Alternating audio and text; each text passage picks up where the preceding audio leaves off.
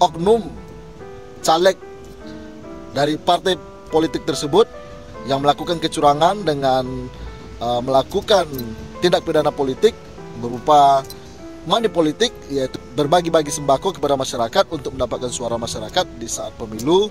Dia dihukum penjara oleh majelis hakim. Mari bersatu seluruh rakyat Indonesia melawan menekan. Hai guys, jangan lupa tonton sampai habis agar tidak gagal paham. Assalamualaikum warahmatullahi wabarakatuh. Salam Indonesia Jaya. Saudara-saudariku sebangsa, setanah air, dan saudara Indonesia dimanapun berada, pada video kali ini saya ingin berbagi dengan saudara-saudara sekalian, yaitu salah satu kasus tindak pidana pemilu yang pernah masuk persidangan dan oknum caleg dari partai politik tersebut yang melakukan kecurangan dengan melakukan tindak pidana politik berupa money politik, yaitu berbagi-bagi sembako kepada masyarakat untuk mendapatkan suara masyarakat di saat pemilu.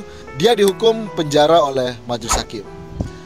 Jadi tentu ini akan menjadi pelajaran bagi kita semua, seluruh masyarakat Indonesia yang mencintai bangsa kita, mencintai negara kita yang sangat mendalam. Kita berharap seluruh masyarakat Indonesia yang mempunyai hak pilih, jangan sampai hak pilih Anda, suara Anda ditukar dengan uang, ditukar dengan sembako oleh para oknum caleg maupun oknum capres-cawapres di pemilu tahun 2024 ini. Karena itu jelas akan berakibat fatal bagi 5 tahun bahkan 10 tahun mendatang. Karena orang-orang yang menggunakan uang dalam rangka mencari suara, mendapatkan suara kita di pemilu ini, sangat besar potensinya mereka akan menjadi pejabat yang korup. Sangat besar potensinya mereka akan menjadi pejabat yang korup. Jadi mari kita sadar politik, mari kita semua melek politik dan perhatikan salah satu kasus tindak pidana pemilu ini.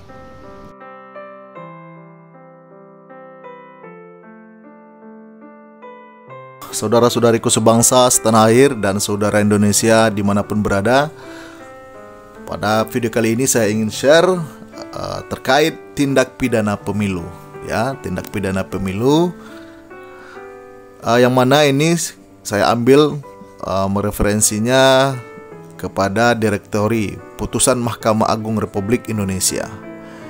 Ini merupakan putusan Pengadilan Negeri Pontianak nomor 02 garis miring PID S 2000 garis miring 2014 garis miring PN PTK Pengadilan Negeri Pontianak, ya. Di sini jelas putusan Pengadilan Negeri Pontianak nomor 02 garis miring PID.S garis miring 2014 garis miring PN PTK tanggal 5 Juni 2014, yang mana terdakwanya adalah Antong Novianti binti Mas Hurdi. Di sini kita bisa melihat dari mulai nomor putusan sudah kita bacakan tadi. Ini masih di tingkat proses pertama. Klasifikasinya pidana khusus. Kata kunci pidana pemilu. Ini terjadi pada pemilu tahun 2014 karena putusannya di tahun 2014. Tanggal registernya sini tidak tertulis. Lembaga Peradilan Pengadilan Negeri Pontianak. Jenis lembaga peradilannya Pengadilan Negeri. Hakim ketuanya Sugeng Warnanto dan hakim anggotanya adalah Ahmad Syarifuddin, Sofia Marlianti Tambunan. Amar lain-lain, amar lainnya hukum. Nih, yang paling penting itu kita lihat adalah catatan amar, ya. catatan amar. Di sini Majelis Hakim mengadili menyatakan terdakwa Antong Novianti binti Mas Hurdi telah terbukti secara sah dan meyakinkan, ya. Telah terbukti secara sah dan meyakinkan bersalah melakukan tindak pidana dengan sengaja memberikan sesuatu kepada masyarakat dalam masa tenang. Itu tadi amar putusan yang pertama dari Majelis Hakim, yaitu menyatakan terdakwa Antong Novianti binti Mas Hurdi telah terbukti secara sah dan meyakinkan bersalah melakukan tindak pidana dengan sengaja memberikan sesuatu kepada masyarakat dalam masa tenang, ya. Yang kedua, amar putusannya adalah menjatuhkan pidana terhadap diri terdakwa Antong Novianti binti Mas Hurdi. Oleh karena itu dengan pidana penjara selama 3 bulan. Ya, dijatuhkan pidana penjara selama 3 bulan. Yang ketiga adalah menghukum terdakwa untuk membayar denda sebesar 1 juta rupiah dengan ketentuan apabila denda tersebut tidak dibayar maka diganti dengan pidana kurungan selama 1 bulan. Ya.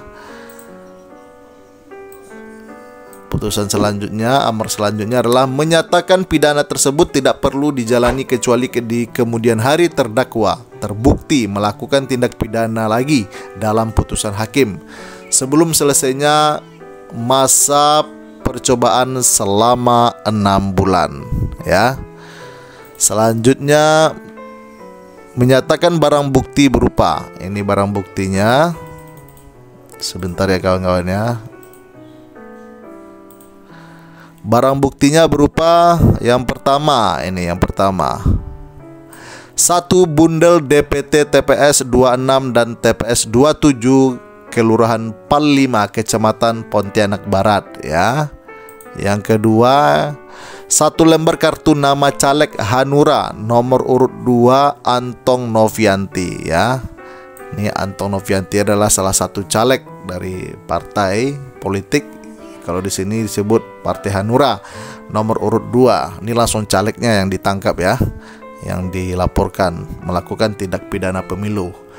Yang ketiga, barang buktinya yaitu berupa 1 lembar kartu nama caleg Hanura nomor urut 2 Antong Novianti.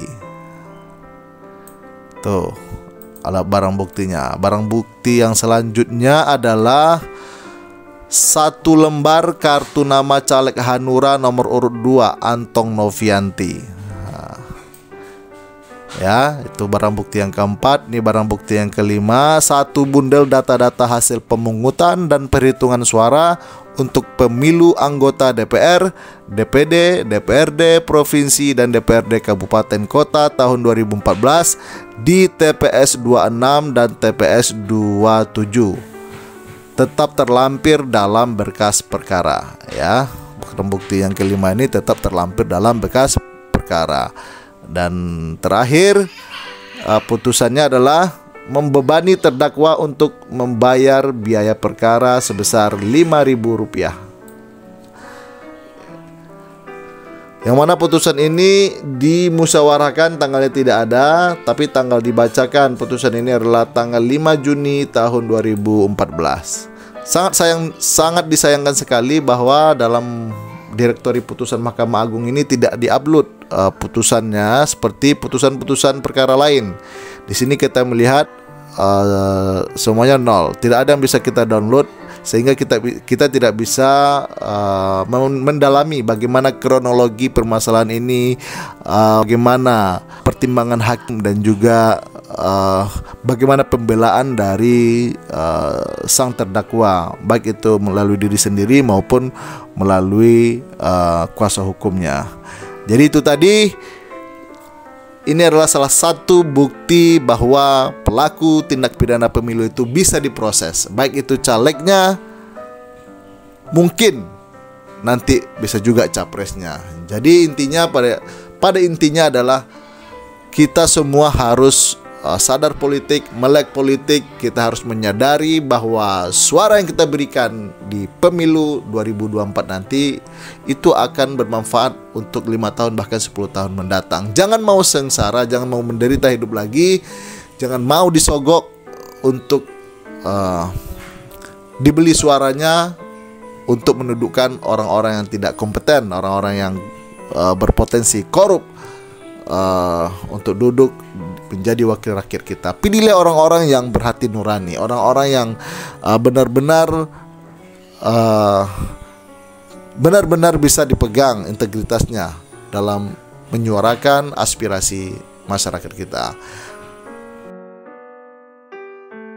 Itu tadi salah satu kasus tindak pidana pemilu yang pernah diputus oleh Pengadilan Negeri Pontianak terkait tindak pidana pemilu.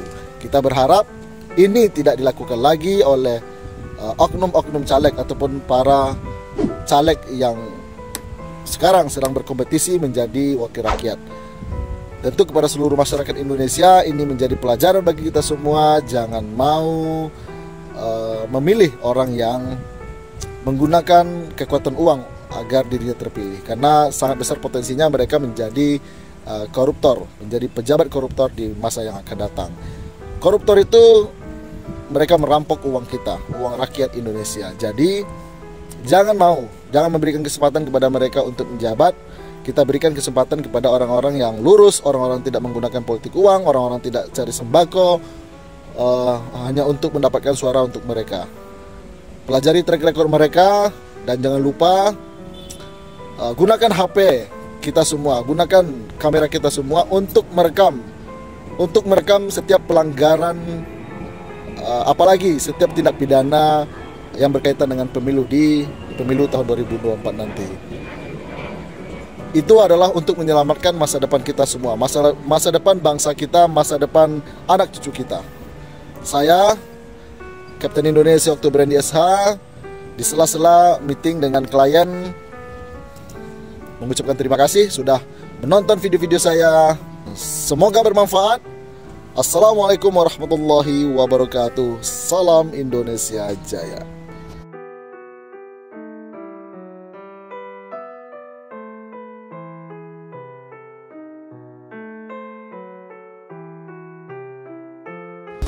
Mari bersatu seluruh rakyat Indonesia, melawan mereka yang tidak amanah. Nasib kita tak akan pernah berubah jika bukan kita yang merubahnya. Mereka tak peduli akan nasib bangsa ini. Mereka sibuk memperkaya diri. Katanya mengabdi, nyatanya menggerogoti. Mereka maling uang rakyat sendiri.